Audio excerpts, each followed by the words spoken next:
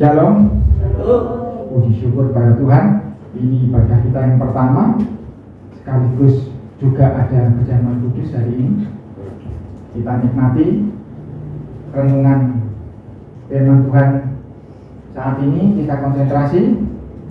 Mari kita hari ini akan belajar hal mengenai mencari Tuhan. Ingat ya, kapan hari? Beberapa minggu yang lalu kita pernah merenungkan Tuhan, belajar mengenai mencari wajah Tuhan. Apa bedanya? Mencari wajah Tuhan, kalau secara gampang kan kita ngomong mencari muka. Bahasa Surabayanya, Jawanya gampang ngatok gitu ya. Kalau mencari Tuhan itu benar-benar kepingin ketemu sama pribadinya Tuhan. Pak, tadi kita puji Tuhan. Memuji tadi apa? Dengan pujian, Engkau sahabatku, Engkau selalu berada di sisiku. Selalu berada di sisiku, Pak. Ngapain tak cari lagi? Ya, kau di sebelahmu selalu ada Tuhan. Kenapa engkau harus cari? Kita perlu belajar supaya kita tahu kenapa kita masih harus perlu mencari Tuhan, walaupun sebetulnya Dia selalu ada di sisi kita. Kita akan, sebelum kita bahas, kita akan baca sebuah contoh dulu supaya lebih gampang ya kita membayangkannya. 1 Raja-Raja 19 ayat 1. Ini cukup panjang kita baca. Saya tidak mau menceritakannya dengan bahasa saya sendiri. Saya mau kita baca supaya tidak kehilangan poin-poin penting di sini ya. 1 Raja-Raja 19 ayat 1. Nanti di rumah saudara bisa baca pasal-pasal sebelumnya, pasal sesudahnya supaya lebih clear.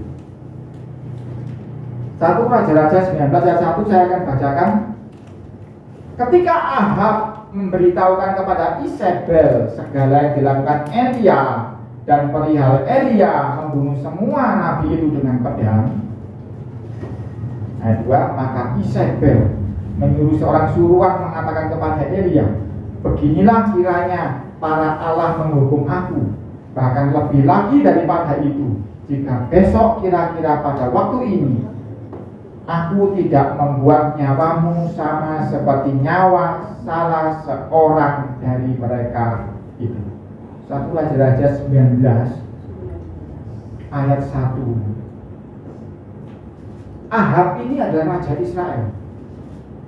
Jadi ketika Ahab memberitahukan kepada Isabel, Isabel ini istrinya Ahab. Kalau saudara baca di pasal-pasal sebelumnya, Isabel ini bukan orang Israel. Isabel ini putrinya, anaknya Raja Sidon. Jadi bangsa bukan Israel. Bangsa Sidon itu bangsa yang Tuhan tidak suka, tetapi justru Ahab ini mengambil seorang istri dari putrinya Raja Sidon yang namanya Isabel. Dan Isabel ini dia menguasai, mempengaruhi Ahab untuk hidup menyembah dewanya yaitu Baal. Karena itu Ahab menjadi menyeleweng dari Tuhan. Dan ini Ahab pulang ketemu dengan Isabel. Dia nggak cerita kabar baik. Kabar baik apa? Ahab ini habis ketemu dengan Elia. Setelah 3,5 tahun kekeringan tidak ada hujan, akhirnya ada hujan. Ahab ini nggak cerita soal hujan. Dia cerita kepada Isabel bahwa Elia sudah membunuh 450 orang nabi Baal. Nabi-nabinya yang dipelihara oleh Isabel, karena Isabel ini dari Sidon. Dia menyembahnya Baal, bukan menyembah Tuhan yang Maha Kuasa, bukan menyembah El Shaddai, bukan. Dia menyembah Baal. Karena itu kalau kita baca pasal sebelumnya, semua nabi Tuhan itu dibunuh sama dia. Ketemu nabi Tuhan, bunuh. Diganti dengan nabi-nabi Baal yang jumlahnya 450 orang itu, yang di Gunung Karmel taruhan dengan Elia dan kalah mereka. Akhirnya sama Elia 450 nabi itu disembelih semuanya. Nah, Ahab pulang cerita kepada Isabel, ini nabi-nabi Baal, ini loh open-openanmu dibunuh sama Elia. Makanya Isabel marah. Dia ngomong, dia kirim suruhan kepada Elia, dia kasih ultimatum Elia, dia ngomong, beginilah kiranya para Allah menghukum aku, bahkan lebih daripada itu jika besok, kira-kira pada waktu ini, aku tidak membuat nyawamu sama seperti nyawa salah seorang dari mereka itu. Berarti Isabel ini ngancam Elia, bahwa besok kamu tak bunuh seperti kau bunuh nabi-nabiku, nabi-nabi Baal itu. Ayat 3. Maka takutlah ia ini Elia, lalu bangkit dan pergi menyelamatkan nyawanya. Dan setelah sampai ke Beersheba yang termasuk wilayah Yehuda, ia meninggalkan bujangnya di sana. Jadi waktu itu kerajaan Israel sudah dibagi dua, kerajaan Israel dan kerajaan Yehuda. Ahab ini raja Israel, Elia sedang di Israel waktu itu. Ketika dia diancam oleh Isabel, dia mengungsi pergi ke Yehuda cari selamat. Ini Elia loh ya. Kita ngomong Elia yang 450 nabi Baal disembelih itu bisa takut, apalagi kita. Siapa yang nggak pernah takut? Saya dulu ya orangnya nggak pernah takut, tapi akhirnya tahu bahwa juga takut ternyata. Jadi Elia ini takut oleh ancaman Isabel. Berarti Isabel itu waktu itu sangar ya. Karena apa? Semua nabi-nabi Tuhan dibunuh sudah. Elia ini selamat. Jadi dia sekarang ini menyelamatkan nyawa, pergi ke Yehuda karena dia tahu Isabel ini kalau mau membunuh ya bunuh sungguhan. Yang dibunuh itu loh bukan penjahat, yang dibunuh itu loh nabi Tuhan. Ayo coba, kalau yang dibunuh nabi Tuhan, kita mikir enggak? Ini nabi Tuhan yang di setiap waktu di sisinya dia Tuhan. Ya, yang kita nyanyikan tadi kan, engkau sahabatku yang selalu berada di sisiku, itu bisa dibunuh. Jangankan kita, nabi-nabi Tuhan loh ini dibunuh sama Isabel. Apa enggak ngeri si Elia ini? Loh, Tuhan kan ada di sisinya setiap waktu, kok bisa dibunuh? Ngeri dong, kita kan nggak tahu apa yang dia rasakan oleh Elia. Kadang-kadang kita tanya Elia kok takut. Oh, kalau Elia takut berarti kalau kita sedang berada kecing-kecing pasti. Kalau ngalami yang dia alami. Elia ini nggak ada takutnya, tapi bisa takut. Artinya saat tekanannya begitu besar, Elia takut. Ayat 4. Tetapi ia sendiri masuk ke padang gurun sehari perjalanan jauhnya. Jadi bujangnya ditaruh di Beersheba, di PHK waktu itu bujangnya. Bujangnya bukan Elisa, ini masih lain, bujang lain. Dia PHK, dia pergi ke padang gurun sehari perjalanan jauhnya, lalu duduk di bawah sebuah pohon arar. Kemudian ia ingin mati. Sebenarnya kode-kode mati lapor fungsi ya. Kalau kode-kode mati ini gak apa-apa toh dimateni sama Isabel kan. Tapi yang dia rasakan kengerian itu pasti gak seperti yang kita bayangkan sampai dia lari. Akhirnya dia kepingin mati. Katanya, cukuplah itu sekarang ya Yahuwah, ambillah nyawaku, sebab aku tidak lebih baik daripada nenek moyang. Elia pada suatu ketika hidupnya, pada titik itu dia menyadari aku tidak lebih baik dari nenek moyang. Aku ternyata juga takut mati. Mungkin ini daripada aku mati di tangan Isabel, mending aku mati langsung dicabut sama Tuhan. Mungkin ya, gengsi dong, Nabi Tuhan dipateni sama Isabel. Lebih baik dicabut sama Tuhan, gak gengsi. Tapi sampai akhir hidupnya Elia gak pernah diambil nyawanya sama Tuhan. Tahu kan? Elia diambil sama kereta berapi, sak badan-badannya diambil semua. Tetapi kita mau bahas ini, Elia ini bisa takut dan dia ingin mati. Ayat 5. Sesudah itu ia berbaring dan tidur di bawah pohon arar itu. Tetapi tiba-tiba seorang malaikat menyentuh dia serta berkata kepadanya, bangunlah, makanlah. Ayat 6. Ketika ia melihat sekitarnya, maka pada sebelah kepalanya ada roti bakar dan sebuah kendi berisi air. Lalu ia makan dan minum, kemudian berbaring pula. Ini yang saya sampaikan kepada dia. Tuhan itu kalau mau ngasih roti dan air bisa. Tapi ada suatu saat dia pakai yang namanya janda di sarfat. Ini bisa. Malaikat sendiri bawa roti bakar lagi. Bukan roti ecek-ecek, roti yang keras, bukan roti bakar, enak ini. Dikasihkan di air. 7. Tetapi malaikat Tuhan datang untuk kedua kalinya dan menyentuh dia serta berkata, bangunlah, makanlah, sebab kalau tidak pelajaranmu nanti terlalu jauh bagimu. Maka bangunlah ia, lalu makan dan minum, dan oleh kekuatan makan itu ia berjalan 40 hari, 40 malam lamanya sampai ke gunung Tuhan, yakni Gunung Horeb. Jadi nggak cuma sekali, dibangun lagi, digugah lagi, bangun, makan lagi. Karena apa? Perjalanan Elia ajaib waktu itu, 40 hari, 40 malam sampai ke Gunung Horeb. Gunung Horeb itu letaknya di Arab. Bayangkan, dari Beersheba, dari Israel berjalan kaki sampai ke Arab, bukan keluar kota, keluar negeri. Tepatnya itu di padang gurun Arab, Gunung Horeb itu. Sampai sekarang dipagari, dijaga sama orang itu. Karena di atas pucuknya itu ada kosong, tanda bahwa Tuhan dulu pernah turun dengan api membara di sana. 40 hari 40 malam, kalau bukan roti dari malaikat nggak bisa. Kalau rotinya dari sarfat ya sehari lapar lagi. Tapi ini roti dari malaikat, 40 hari 40 malam dia jalan ketemu Tuhan di Gunung Horeb. Ngapain? Untuk ketemu Tuhan harus ke Gunung Horeb. Kan setiap hari Elia juga bercakap-cakap dengan Tuhan. Ya betul enggak? Setiap hari kan Elia bercakap-cakap sama Tuhan. Ini tadi yang kita pujikan, di sisiku setiap waktu. Ya toh kita kan juga bersama Tuhan setiap waktu. Lalu kenapa kita harus mencari Tuhan? Kita lihat, maju ayat 9. Di sana masuklah Elia ke dalam sebuah gua dan bermalam di situ. Maka firman Yahwa datang kepadanya demikian, apakah kerjamu di sini, hai Elia? Sini makan mau ya Tuhan. Sini lu jalan 40 hari ya Tuhan.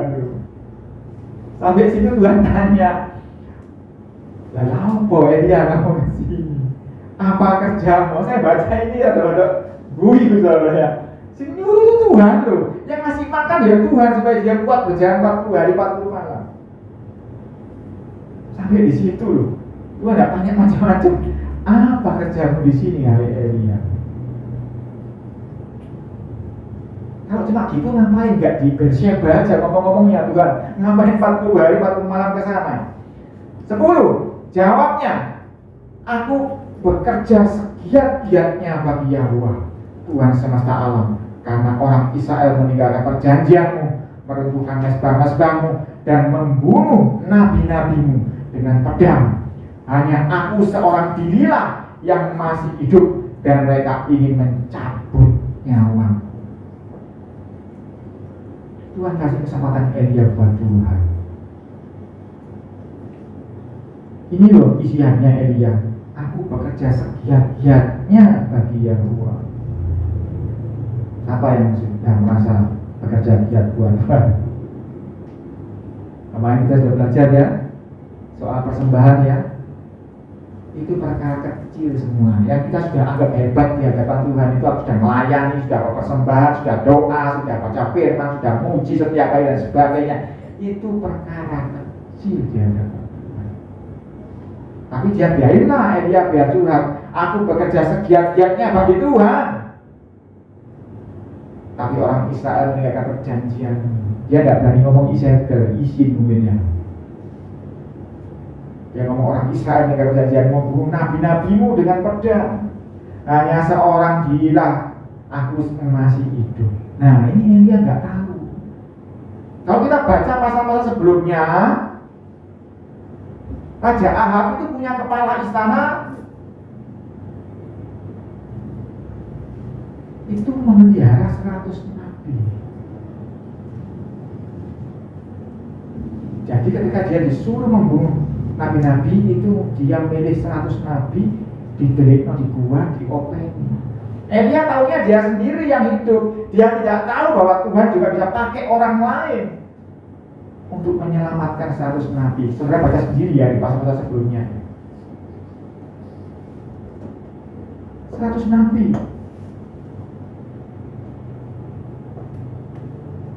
Jadi masih ada 100 nabi. Cuma Elia merasa sudah diri sendirian. Padahal masih ada 100 nabi dipelihara, dikasih makan setiap hari sama kepala istananya si Ahab. Saya lupa namanya ya. Jadi Elia ini merasa sendirian sehingga dia takut. Padahal masih ada 100 nabi yang dipelihara Tuhan. Ayat 11, lalu firman-Nya, ini Tuhan menjawab, keluarlah dan berdiri di atas gunung itu di hadapan Yahuwah. Nah, kita sekarang tahu ya, ketika Elia di gua itu, dia ngomong-ngomong sama Tuhan itu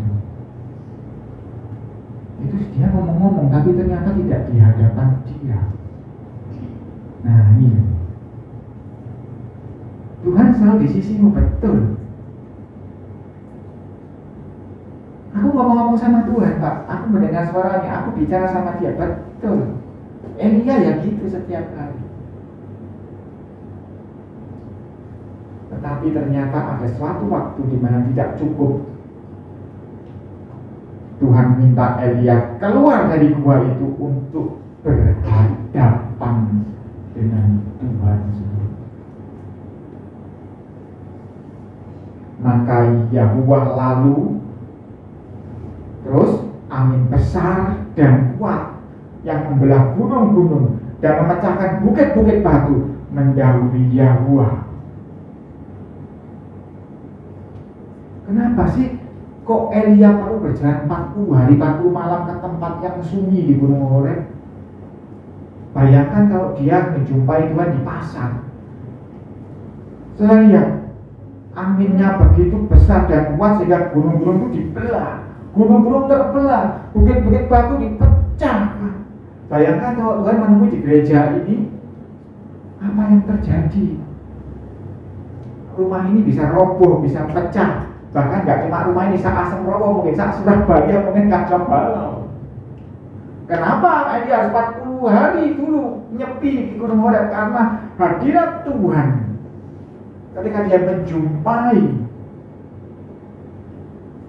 Karena itu dikatakan gak ada yang bisa nemui Tuhan itu mati. Ngeri keberadaan Tuhan itu.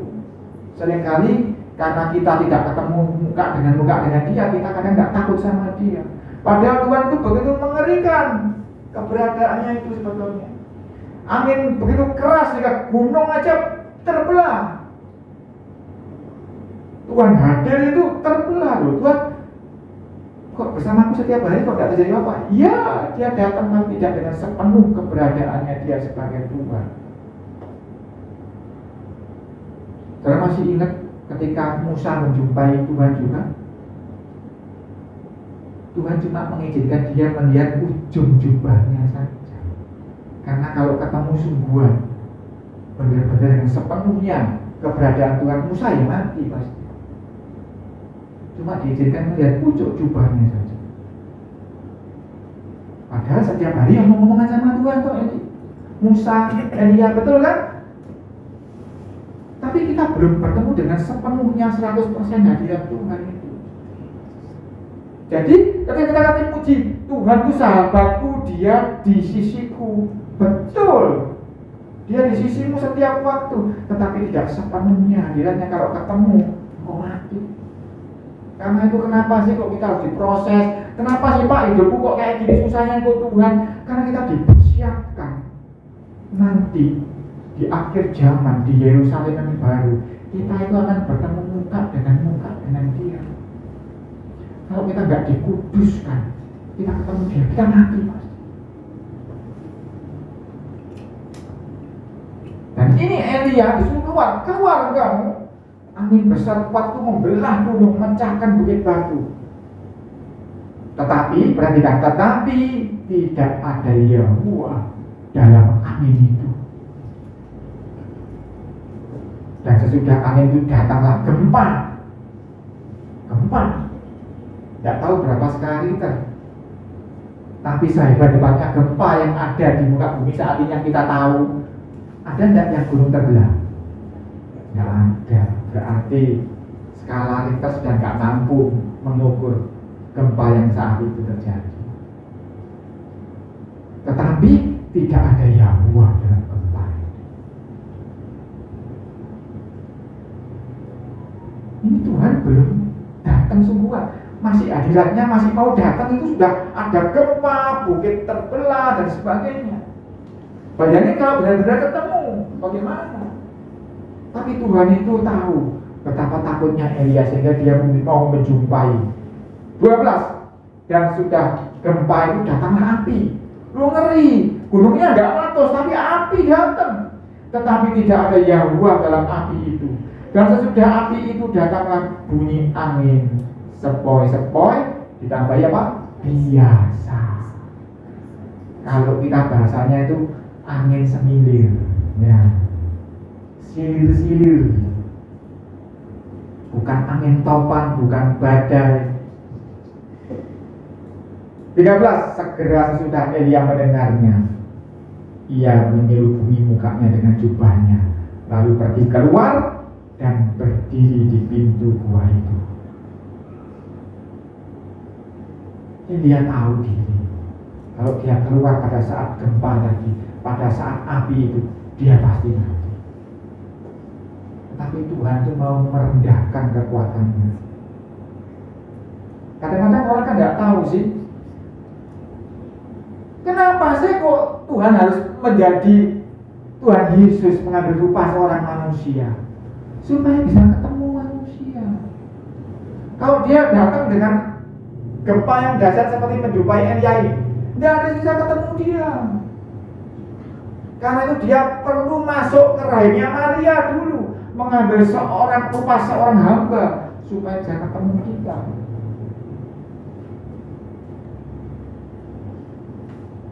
Tuhan tahu kalau dia datang dengan api, dengan gempa, dengan yang dahsyat itu, Elia tidak mungkin mampu berjumpa dengan dia. Karena itu dia akhirnya merendahkan dirinya, dipelan-pelan badannya, dibikin angin semilir. Tapi Elia tahu diri, angin semilirnya Tuhan itu juga dahsyat, sehingga dia menutupi mukanya. Jangan sampai dia berhadapan muka dengan Tuhan, dia bisa mati.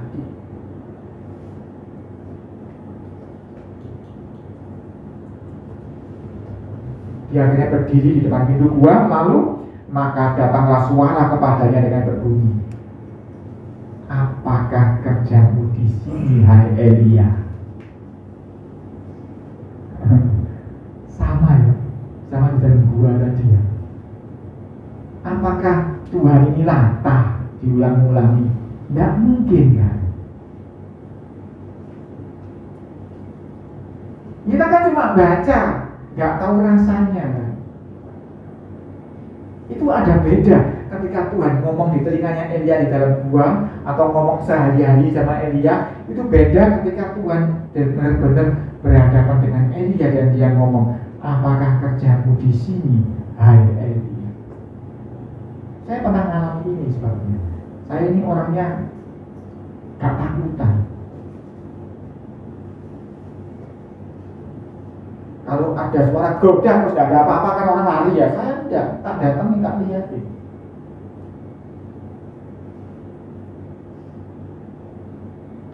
Tapi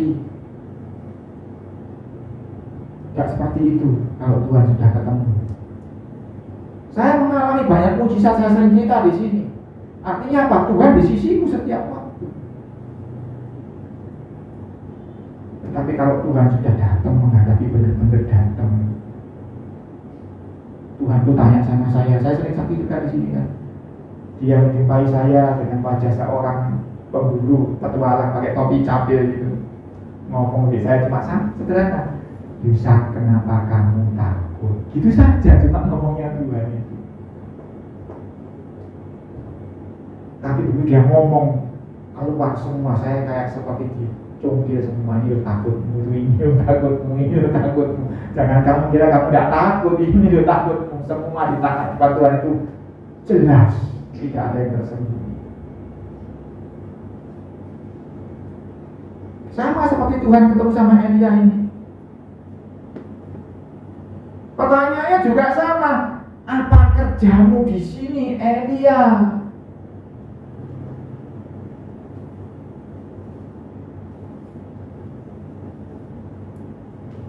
Ini kan seperti sebuah sindiran. Kamu di sini tuh ngapain? Kerja atau enggak kamu ini? Enggak kerja kok di sini. Kita ini hamba Tuhan. Hamba Tuhan itu kerjaan, tugasnya apa ya? Kerja kok. Tapi ketika kita takut, kita tidak bisa kerja. Karena Tuhan akan ngomong, apa kerjamu di sini, Elia? Lanjut, 14 ya. Jawabannya juga sama, Elia ini. Aku bekerja segiat-giatnya bagi Yahuwa, Tuhan semesta alam, karena orang Israel meninggalkan perjanjianmu, meruntuhkan mesbah-mesbahmu, dan membunuh nabi-nabimu dengan pedang. Hanya aku seorang dirilah yang masih hidup, dan mereka ingin mencabut nyawaku. Jawaban Elia juga sama, seperti di dalam gua tadi. Yang kayak guyonan ini, tetapi Elia tahu, aku mesti ngomong lagi, karena aku ngomong dengan situasi yang berbeda. Ini contoh saya bagikan kepada saudara-saudara supaya tahu, walaupun Tuhan di sisimu setiap waktu, engkau perlu mencari Dia. Elia ini kan lebih daripada kita, setiap hari ngomong sama Tuhan, tetapi ada waktu di mana dia harus pergi menyendiri, dia harus mencari Tuhan. Karena apa yang ditanggungnya, dia seakan-akan sudah, aku tidak sanggup Tuhan, aku mau mati saja.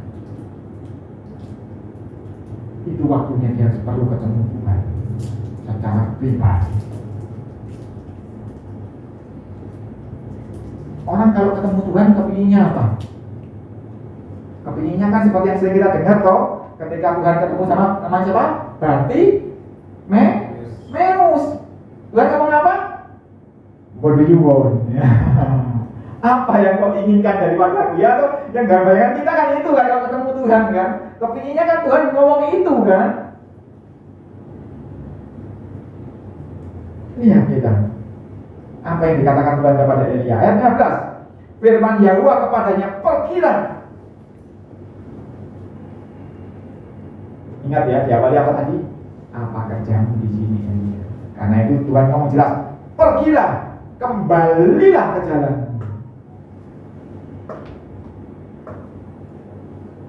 Melalui padang gurun ke Damsyik. Artinya apa?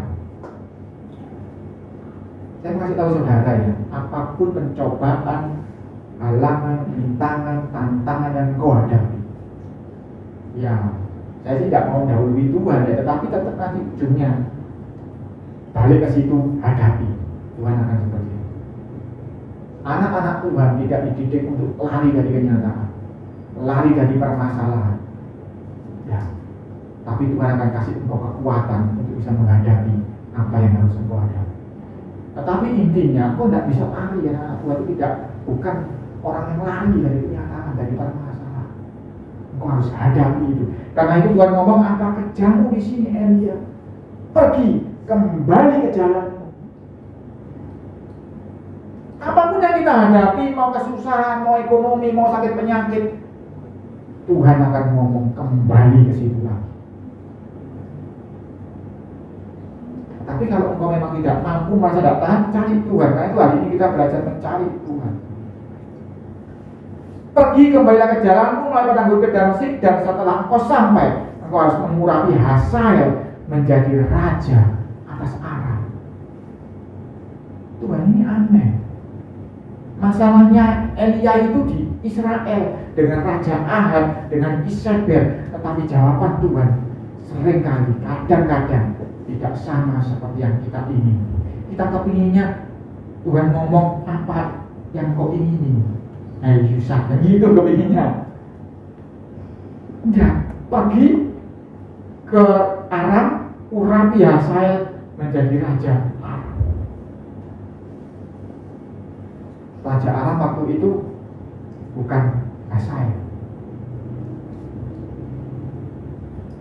Terus 16, juga Yehu cucu Nimsi, haruslah kau Urapi menjadi raja atas Israel.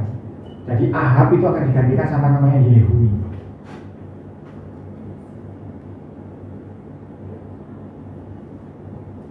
Dan Elisa bin Safat dari Abel Mehola, haruskah Urapi menjadi nabi menggantikan engkau. Inilah Tuhan memutuskan pensiunnya Elia. Karena Elia sudah minta mati. Ya Tuhan itu nggak suka maksa, ya sudah, tak pensiun. Tak ganti yang namanya Elisa. Elisa ini bukan hambanya yang tadi ditinggalkan di Berseba yang lain. Elia ini eksekutif muda, pekerja keras. Kalau sudah baca, Elia itu membajak itu dengan 12 lembu, bukan dengan 1 lembu, 12 lembu. Ya. Elisa itu bukan orang ngangguran. Elisa itu pekerja keras. Yang bajak itu dengan 12 sapi sekaligus. Karena apa? Karena Elia sudah gak sanggup. Tuhan, aku gak sanggup, aku kepingin mati. Ya, Tuhan dituruti. Urapi Elisa untuk menggantikan engkau. 17. Ini loh rancangan Tuhan yang Elia tidak tahu sehingga dia takut. Maka siapa yang terluput dari pedang Hazael akan dibunuh oleh Yehu, dan siapa yang terluput dari pedang Yehu akan dibunuh oleh Elisa. Apa yang ditakuti oleh Elia? Sebetulnya Tuhan sudah siapkan rancangan, yaitu Hazael yang pertama, yaitu Raja Aram. Nanti ada kisahnya Raja Aram akan menyerang Israel. Kalau kita baca di pasal-pasal itu, yang terlepas dari Hazael akan dibunuh oleh Yehu, Raja Israel yang baru. Yang terlepas dari Yehu akan dibunuh oleh Elisa. Mungkin ini ya dalam pikiran saya, kalau Elia tidak nyerah, apa yang terlepas dari Yehu akan dibunuh oleh Elia, harusnya itu menurut pikiran saya mungkin. Tetapi karena Elia sudah gak sanggup, digantilah akan dibunuh oleh Elisa. Ini perlu saya sampaikan hari ini di awal tahun ini. Kalau nanti di tahun ini Anda menghadapi hal yang berat seperti Elia hadapi, jangan minta mati, jangan menyerah. Karena Tuhan itu sudah punya rancangan. Engkau hanya perlu cari Tuhan saja, tidak usah tak embel-embel kepingin mati, jangan ya. Engkau hanya perlu cari Tuhan, nanti Tuhan akan kasih solusi kepadamu. Apa yang terlepas dari Hazael akan dibunuh oleh Yehu, yang terlepas dari Yehu akan dibunuh oleh Anda nanti, kalau Anda tidak menyerah. Permasalahan-permasalahan Tuhan akan pakai banyak pihak untuk mengatasi. Kalau itu lepas, engkau sendiri akan dipakai Tuhan mengatasi itu. Aku siapa Pak? Memang engkau siapa? Bukan apa-apa. Tetapi Tuhanmu itu dahsyat. Tuhanmu yang membuat engkau mampu menghadapi apapun yang tidak bisa dihadapi oleh pihak-pihak yang Tuhan sediakan untuk menolong engkau. Jadi Tuhan itu punya rancangan pihak-pihak yang sudah disediakan Tuhan untuk menolong engkau. Tetapi kalau itu pun lepas semua, ujung-ujungnya Tuhan akan bikin engkau bisa memberes semua. Jadi jangan baper, Tuhan gini, Tuhan tuaku gak duit kayak aku. Jangan khawatir, nanti kalau ujung-ujungnya engkau tidak mampu, engkau sendiri akan diberi Tuhan mampu. Kalau engkau tidak nyerah, kalau engkau nyerah ya sudah, digantikan Elia pensiun ya, ganti dengan Elisa. Jangan menyerah. Tuhan memang sediakan nanti pihak-pihak untuk menolong engkau. Tetapi kalau pihak-pihak itu sudah lepas semua, jangan khawatir. Tuhan akan membuat engkau bisa membereskan masalah.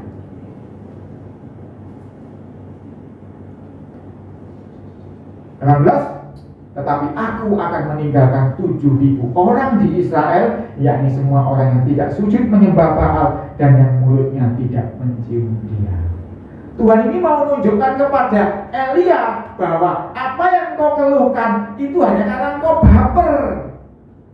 Tuhan, aku datang dari sini karena semua bangsamu Israel sudah tidak takut kepada engkau, menyembah Baal semua, nabi-nabimu dibunuh, tinggal aku seorang diri. Padahal tidak, Tuhan masih spare 100 nabi dipelihara di dalam gua disembunyikan. Tuhan masih spare berapa ini? 7.000 orang Israel yang hatinya masih murni kepada Tuhan. Jadi Elia ini seakan-akan semua orang Israel sudah enggak tunduk sama Tuhan. Seakan-akan hanya dia tinggal satu-satunya orang nabi yang setia kepada Tuhan. Jangan lupa ada ayat mengatakan bahwa saudara-saudaramu seiman di seluruh dunia ini mengalami hal yang sama dengan engkau. Ada tuh ayatnya kan? Jadi kalau engkau mengalami hal-hal yang berat, jangan khawatir, engkau enggak sendirian. Ada sekian juta mungkin seluruh dunia ini yang Tuhan pelihara, kondisinya juga mengalami hal-hal yang berat. Tetapi jangan takut.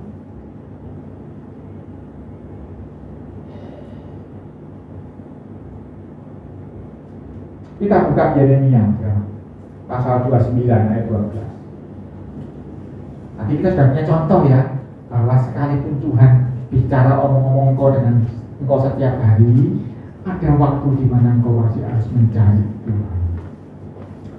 Dan kita sudah tahu sendiri kan dramanya Tuhan ngomong sama Elia kan, apa yang ditanyakan Tuhan di gua ditanyakan sama ketika berhadapan dengan Tuhan. Apa yang dijawab Elia juga sama dijawab yang sama ketika dia berhadapan dengan Tuhan. Yeremia 29 ayat 12.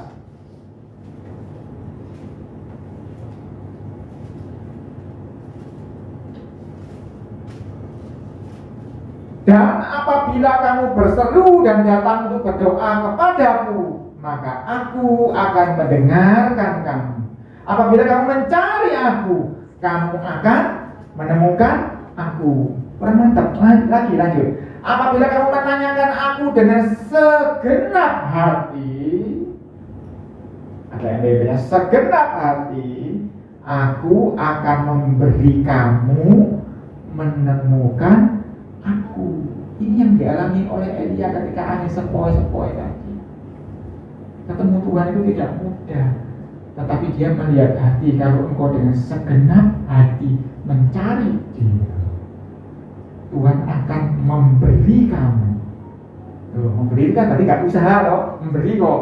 Kalau usaha itu kan kerja, dapat gaji itu ya. Kalau engkau dikasih hadiah orang kan diberi, kan gak pakai usaha. Jadi kalau engkau dengan segenap hati mencari Tuhan, menanyakan Tuhan, Tuhan akan memberi kamu menemukan Dia, memberi kamu, mengizinkan kamu, menganugerahi engkau supaya engkau bisa berjumpa dengan Dia.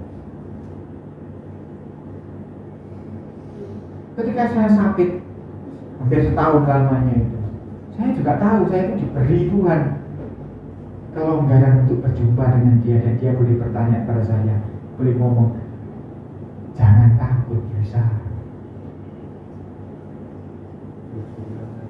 Kita baca di Alkitab kan jangan takut kan banyak, tetapi beda kalau Tuhan sendiri yang ngomong dengan mulutnya, jangan takut. Karena di balik omongan itu ada rancangan-rancangan Tuhan yang Dia tunjukkan kepada kita. Ketika Dia ngomong kepada Elia, apa kerjamu di sini? Semua orang bisa ngomong gitu kan. Tetapi kalau Tuhan yang ngomong ketika berjumpa dengan engkau, Dia akan tambahkan rancangan-rancangannya Dia. Ini loh, engkau akan pulang ke tempatmu, ke Aram, engkau urapi Hazael. Habis itu engkau urapi Yehu jadi raja Israel. Habis itu engkau urapi Elisa. Dia akan kasih solusi. Aku akan memberikan menemukan aku, demikianlah firman Yahwa, dan aku akan memulihkan keadaanmu dan akan mengumpulkan kamu dari antara segala bangsa dan dari segala tempat kemana kamu telah kucerai-beraikan. Demikianlah firman Yahwa, dan aku akan mengembalikan kamu ke tempat yang dari mana aku telah membuang kamu. Dibuang, iya, ini ngomong soal bangsa Israel dibuang ke Babel. Ini Tuhan ngomong sama bangsa Israel ketika dibuang di Babel. Kita buka ayat atasnya, ayat 10. Sebelum itu.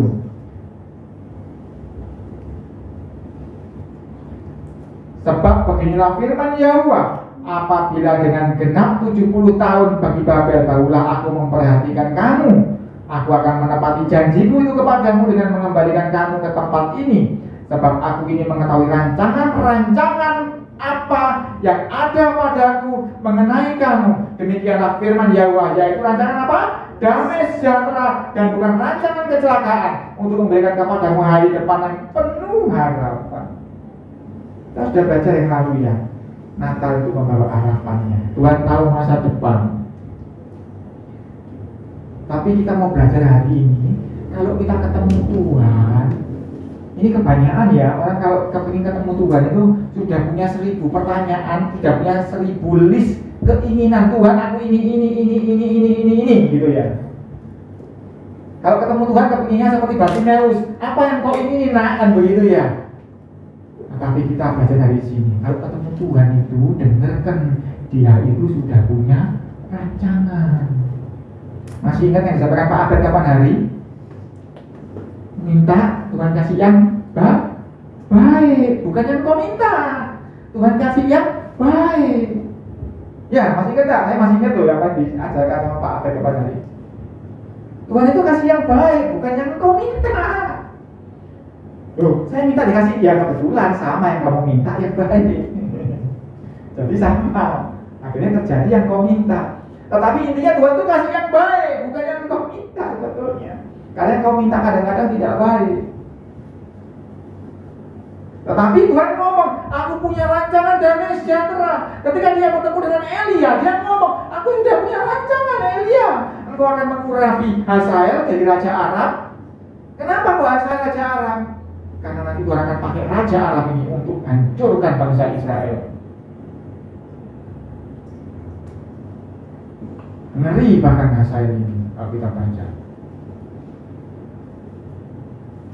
Kadang-kadang Elia kepinginnya kan orang Israel dikepui gitu ya.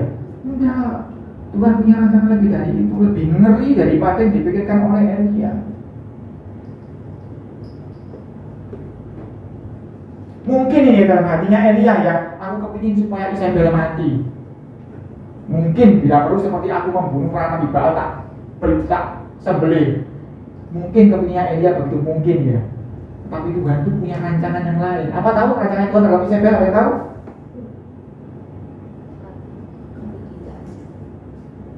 Tuhan punya rancangan. Isabel mati itu dagingnya dimakan anjing. Dia tidak mau Elia menyembelih Isabel, tidak mau kenaan, kurang hina itu. Isabel harus mati, dagingnya dimakan oleh anjing. Nah, seringkali kita nggak tahu Tuhan itu punya rancangan lebih hebat, lebih dahsyat daripada yang bisa kita pikirkan. Elia mungkin mikirnya seperti dia menyembelih 400 nabi itu, menyembelih Isabel. Enggak, Tuhan punya rancangan lebih ngeri terhadap musuh-musuh Elia. Siapa yang sering nolong di hadapan Tuhan? Tuhan, ini orang itu jahat di aku, kau biarkan. Tuhan punya rancangan bahkan lebih dahsyat daripada yang bisa engkau pikirkan. Saya yakin Elia tidak punya pikiran supaya Isabel dimakan anjing. Tapi Tuhan punya rancangan. Isabel ini luar biasa jahatnya. Dia harus matinya dimakan oleh anjing. Ngeri. Tetapi kepada kita, Tuhan itu punya rancangan damai sejahtera. Tetapi kita kadang tidak tahu, kurang percaya kepada Tuhan. Kepingin seperti Thomas, Tuhan, kalau enggak cocokkan tanganku ke jarimu, lubangmu, aku tidak percaya. Karena kita tidak percaya bahwa Tuhan itu punya rancangan damai sejahtera. Jadi perlu enggak dari Tuhan? Perlu. Tapi nanti saya sudah kasih tahu saudara, kalau ketemu Tuhan nanti Tuhan tanya seperti itu. Kowe apa brengina? Itu jawabannya Tuhan pasti. Apa kowe tedina? Nah, gitu tanya Tuhan itu. Tapi kalau sudah ketemu, marem rasanya.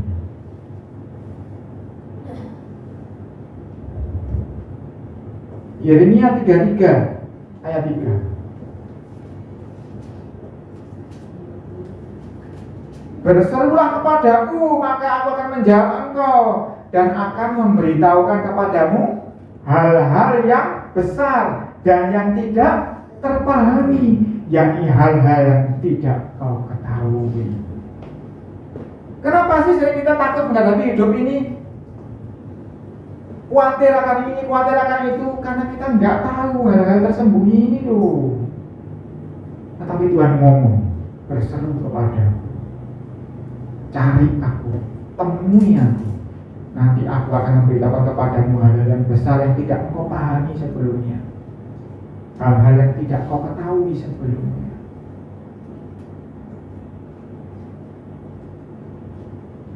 Jadi perlu tidak mengingat Tuhan dia di sebelahku senantiasa? Perlu kau cari.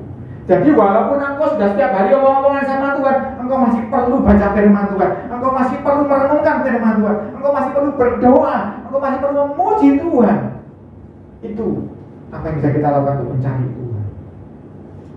Cari Tuhan. Bahkan di setiap kejadian engkau bisa menemukan Tuhan. Pergi ke pasar, kau belanja. Kalau engkau waspada, kau akan melihat di situ Tuhan tolong engkau.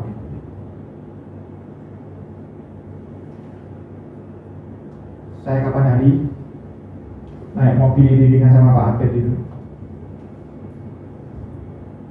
di daerah Trosobo kalau nggak salah, lumayan kenceng kecepatannya.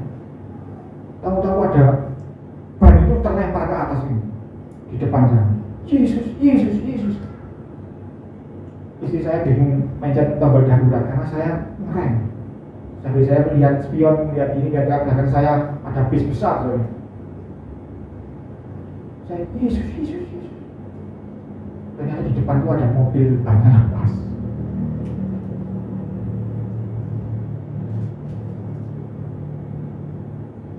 Saya tahu itu tangan Tuhan juga kok. Dalam kondisi aman kemudian tidak terjadi apa-apa.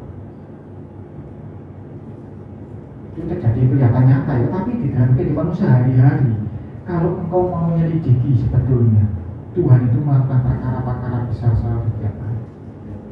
Karena itu saya ngomong, ketika kita bangun melek mata bisa bernafas, sebut nama Dia, Tuhan, terima kasih, haleluya, terpuji Engkau. Karena Tuhan itu punya rancangan yang kita tidak tahu, yang kita tidak paham. Itu bisa kita ketahui kalau kita yang masuk ke hadiratnya Tuhan, seperti kemarin siapa kita pelajari Asaf, pemazmur Tuhan tuh, dia ngomong orang itu kok enak ya, jahat-jahat kok hidupnya seneng. Tapi ketika dia masuk ke hadirat Tuhan, melihat CCTV-nya Tuhan, dia tahu, oh, ujungnya jelek semua orang-orang itu. Seperti Elia, dia nggak tahu dari mana ujungnya nasibnya Isabel. Di mata Tuhan sudah tahu, nanti Isabel mati dimakan anjing. Jadi kalau engkau takut sama Isabel, rugi. Sebetulnya Tuhan tuh kalau boleh ngomong kira-kira seperti itu bahasanya. Rugi kamu takut sama Isabel. Isabel loh, kamu tahu lah lihat di ujungnya loh, dimakan anjing. Kata kita nggak tahu ke depan ini, kita takut, kita khawatir, kita susah, kita baper sama Tuhan. Tuhan kok gini nggak nolong aku ya? Kok begini dibiarkan aku ngalami ini? Kita nggak tahu rancangan Tuhan itu sempurna. Dia kalau mikir itu seluruhnya itu selalu menyambung, dia pikirkan semua. Karena itu untuk membalas orang Israel, dia tidak perlu Elia. Dia sudah siapkan Hazael, Raja Aram itu. Kalau lepas dari Hazael, disiapkan Yehu penggantinya Ahab. Lepas dari itu, Nabi Tuhan yang akan membereskannya. Kalau Elia pensiun ya Elisa.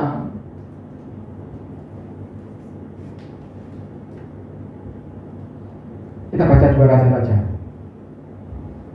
Gimana sih Elisa menyelesaikan hal ini kemudian? 2 Raja-Raja 8 ayat 11.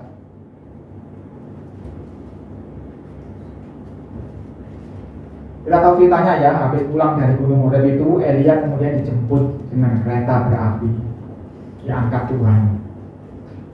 Dan Elisa pegang jubahnya Elia, melanjutkan kenabiannya Elia. 2 Raja 8:11, Elisa menatap dengan lama ke depan, lalu menangislah abdi Tuhan itu. Elisa nangis. 12, Hazael berkata, nah ini ceritanya Elisa ketemu Hazael. Mengapa Tuanku menangis? Jawab Elisa, sebab aku tahu bagaimana malapetaka yang akan kau lakukan kepada orang Israel. Kotanya yang berkubu akan kau campakkan ke dalam api, terunanya akan kau bunuh dengan pedang, baginya akan kau remukkan, dan perempuannya yang mengandung akan kau belah perutnya. Ini yang tidak dilihat oleh Elia. Tapi Tuhan kasih penglihatan ini kepada Elisa ketika dia hendak mengurapi Hazael menjadi raja Aram. Ketika Elisa berhadapan dengan yang namanya Hazael, dia nangis. Kenapa nangis? Sebab Hazael ini kan orang Aram. Tapi dia harus mengurapi dia menjadi raja atas perintah Tuhan. Untuk apa? Untuk menganiaya orang Israel yang notabene bangsanya Elisa. Karena itu Elisa nangis. Ini yang dirasakan oleh Yunus ketika Tuhan ngomong, Yunus bikin Niniwe bertobat. Karena dia nggak terima, Tuhan Niniwe itu musuhnya Israel. Kenapa dikasih? Elisa ya gitu, kenapa Hazael ini yang untuk menghajar Israel? Karena orang Israel nggak pantas dibunuh oleh Tuhan, dia pantasnya dibunuh sama orang Aram karena dia meninggalkan Tuhan. Dan ngeri kalau Tuhan bunuh sopan, paling dikasih apa? Sampar, mati dong.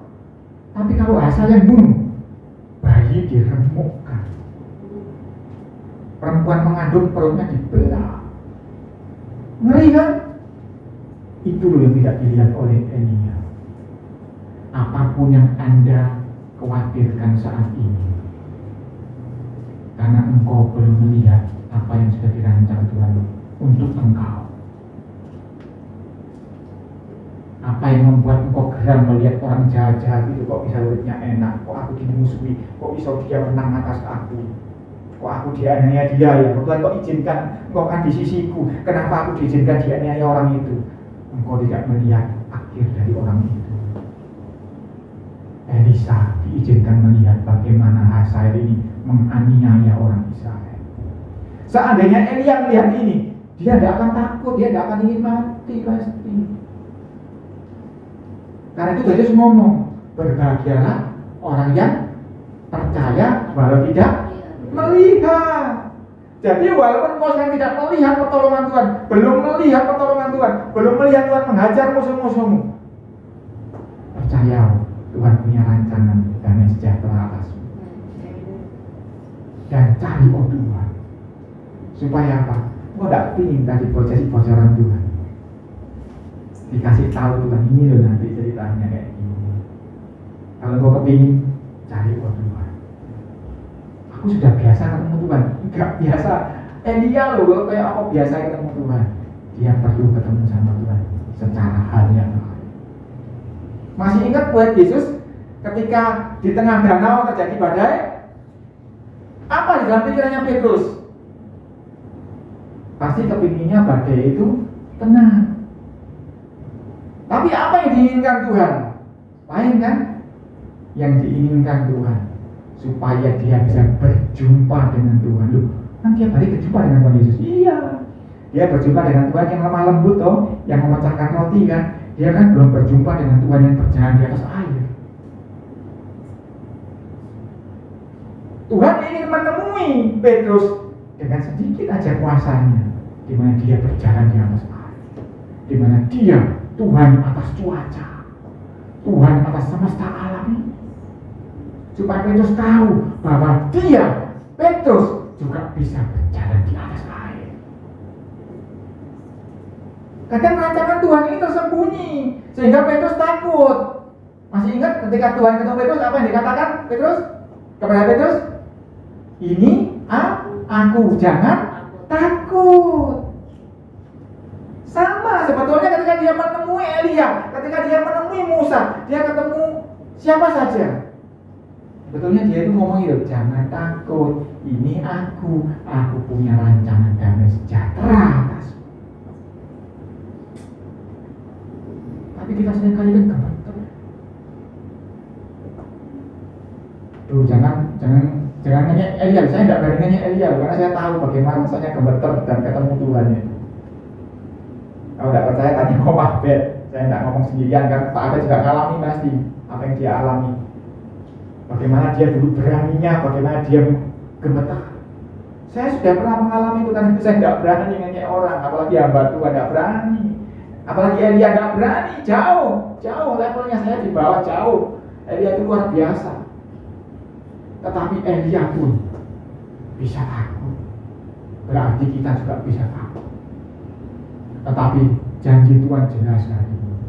Kalau engkau mencari aku berkenan ditemui. Aku akan memberi engkau menemui aku.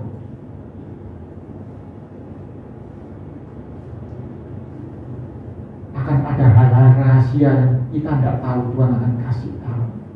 Apa yang tidak diketahui Elisa dikasih tahu bahwa ternyata seperti itu. Apa yang Petrus tidak tahu, dia takut kan kena badai itu. Ternyata ujung-ujungnya, ngerti ya, ternyata Tuhan izinkan badai itu supaya boleh melihat Tuhanku dengan citra yang berbeda dari yang sehari-hari. Tuhan Yesus yang lemah lembut, dia melihat bagaimana Tuhan mengusir badai, bagaimana Tuhan membuat dia berjalan di atas air.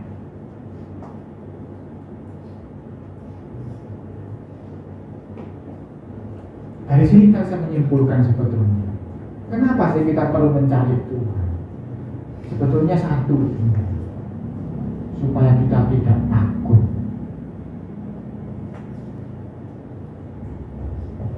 Karena Tuhan itu besertamu, seperti yang kita pujikan tadi, setiap waktu besertamu, betul di sisimu, betul itu. Tapi masih sering khawatir loh, masih sering takut kan?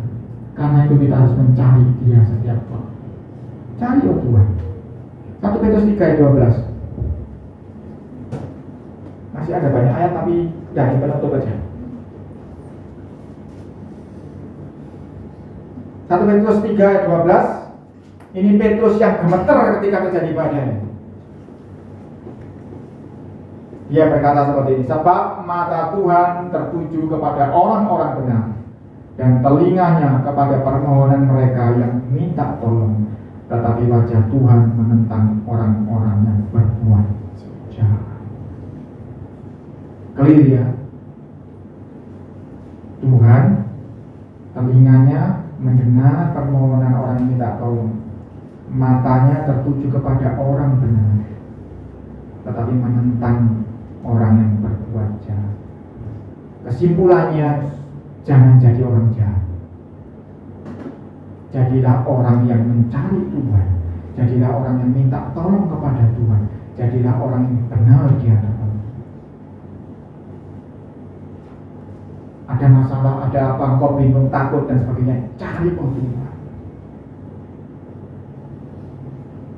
Karena Tuhan itu punya rancangan damai sejahtera.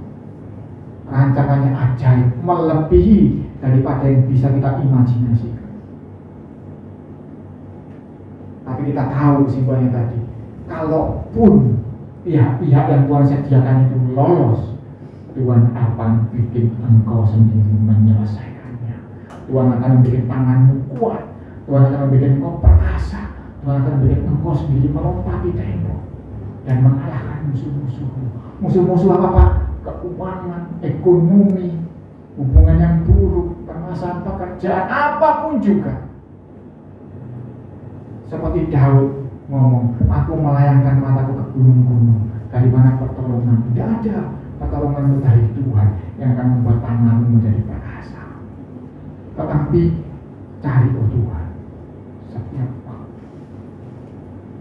Jangan karena ini zaman anugerah, jangan karena Roh Kudus ada besertamu, setiap waktu aku bisa bicara dengan Tuhan lalu engkau lupa mencari Tuhan. Cari Tuhan setiap hari, setiap waktu engkau sapa Tuhan. boleh, mau pakai seperti itu tadi selamat pagi boleh, terserah. Hubunganmu dengan Tuhan bagaimana, engkau mau shalom Tuhan, boleh.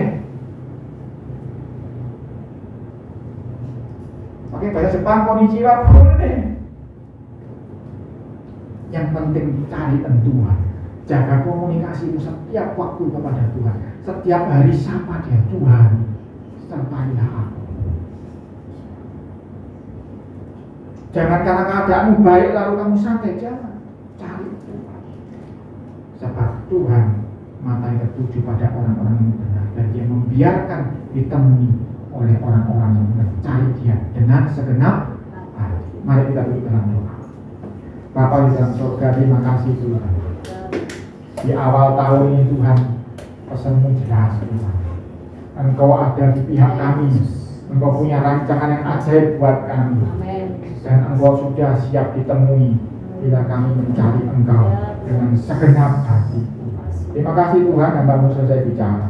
Tetapi Roh Kudus akan terus berbicara pada masing-masing pihak untuk memberikan pengertian, rahasia-rahasia yang mereka semua belum ketahui, supaya mereka boleh mengalami damai sejahtera. Terima kasih Tuhan, biarlah semua yang mendengar firman Tuhan diberi kuasa menjadi pelaku firman. Di dalam nama Yesus, haleluya, amin.